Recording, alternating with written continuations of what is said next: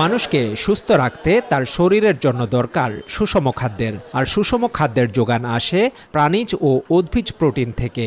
দেশে সহজলভ্য হিসেবে প্রতিটি মানুষের প্রাণীজ প্রোটিনের চাহিদা মেটাচ্ছে পোলট্রি মাংস ও ডিম। আমিষের চাহিদা পূরণে দৈনিক একজন মানুষের প্রয়োজন 120 গ্রাম মাংস, বছরে 104টি ডিম। কুমিল্লায় প্রাণীজাত পণ্যের দৈনিক উৎপাদন মূল্য 36 কোটি 65 লাখ টাকা।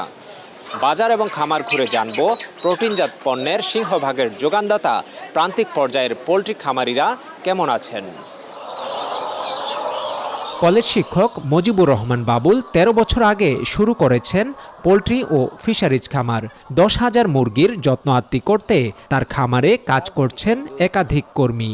প্রতিদিন এখান থেকে বাজারে যাচ্ছে 8,000 ডিম, আর মুরগির বর্জ্য প্রক্রিয়াজাত হয়ে জৈব সার হিসেবে ব্যবহার হচ্ছে সবজি উৎপাদনে। খাদ্যর মান খারাপ, ওষুধের দাম এত বেশি, ফার্মাররা টিকে থাকাই মুশকিল হয়ে গেছে। আগে ভালো ছিল, আগে মোটামুটি ডিম যদি 5 টাকা বেচত, তারপরেও ফার্মাররা মোটামুটি লাভ ছিল। প্রান্তিক খামারিরা বলছেন মুরগির খাদ্যের দাম, ওষুধ এবং বাচ্চার দাম যেভাবে বাড়ছে, তাতে করে তাদের টিকে থাকার লড়াইটা অনেকটাই কঠিন হয়ে পড়ছে। সবাই আশা করে উঠায়, কিন্তু আসলে লস দিতে আছে, জমি বিক্রি করতেছে, ব্যাংকের ঋণ আনতেছে, আসলে তারা টিকে থাকতে পারবে না। এই ব্যবসাটা এখন লাভজনক নয়, যার কারণে এখন এই বাচ্চা ওটাই তো অনেক খামারিরা হিমশিম খাইতেছে। 30 থেকে 35 দিনে বিক্রির উপযোগী হয় একটি ব্রয়লার মুরগি। এ সময়ে 1 কেজি ওজনের একটি মুরগির উৎপাদন খরচ হয় প্রায় 135 টাকা। খামারিদের কাছ থেকে সেই মুরগি বিক্রেতারা কেনেন 140 থেকে 145 টাকা দরে। 1 মাস পরিচর্যার পর একটি মুরগি থেকে খামারির আয় মাত্র 5 টাকা।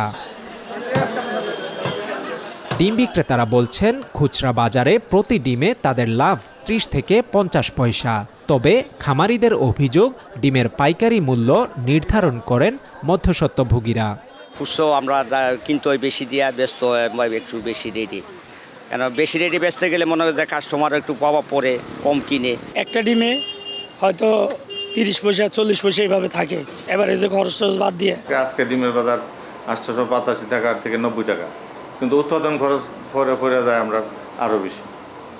হয়তো আজকে আমি 8.5 টাকা উৎপাদন, 8.5 টাকা উৎপাদন খরচ করে হয়তো 10 টাকা 20 টাকা আমার শতে লাভ হয়, কিন্তু প্রায় থাকে এটা নিচে কিন্তু এটার মূল কারণ হলো আমাদের খাদ্যের এবং ওষুধের মূল্য বৃদ্ধির কারণে। পোলট্রি মাংসের বাজার স্থিতিশীল নয়, কখনো ঊর্ধ্বমুখী আবার কখনো নিম্নমুখী। পোলট্রির খাদ্য ও ওষুধের দাম নিয়ন্ত্রণ করা না গেলে ধীরে ধীরে প্রান্তিক খামারিরা ঝরে যাবে, এমন আশঙ্কা পোলট্রি ব্যবসায়ী নেতাদের। তবে প্রান্তিক খামারিদের টিকিয়ে রাখতে মাঠ পর্যায়ে মনিটরিং করছে জেলা প্রাণী সম্পদ কার্যালয়। জাতীয় খামার রক্ষা পরিষদের মাধ্যমে আমরা চেষ্টা করেছি এবং আমরা মন্ত্রণালয়ে একবার মিটিংও করেছি যে আমাদের এই রেটটা আমাদেরকে নির্ধারণ করে দেওয়া হোক, ব্রয়লার মুরগি বা ডিমের দাম নির্ধারণ করে দেওয়া। কিন্তু আমাদের ডিম এবং নির্ধারণ করে আমাদের যারা আমাদেরকে নিয়ে যায় ফরিয়া মধ্যস্বত্বভোগী যারা, তারা নির্ধারণ করে দেয় আমাদের উৎপাদনকারীদের ডিমের বাজার। সরকার থেকে প্রণোদনা দেওয়া হচ্ছে। আমাদের কুমিল্লা জেলায় প্রায় 26 কোটি টাকা আমরা বিভিন্ন খামারিদের, পোলট্রি এবং ডেইরি খামারিদের আমরা প্রণোদনা দিয়েছি, জাস্ট তাদেরকে উৎসাহিত করার জন্য, তাদেরকে এই যে তাদের পেশা এটাকে ধরে রাখার জন্য। কুমিল্লায় পোলট্রি খামারের সংখ্যা 3000, আর এর সাথে জড়িত 5000-এর বেশি খামারি। তবে করোনা ও বৈশ্বিক প্রভাবে এরই মধ্যে বন্ধ হয়ে গেছে 1.5 শতাধিক খামার। খালেদ সাইফুল্লাহ, এখন কুমিল্লা।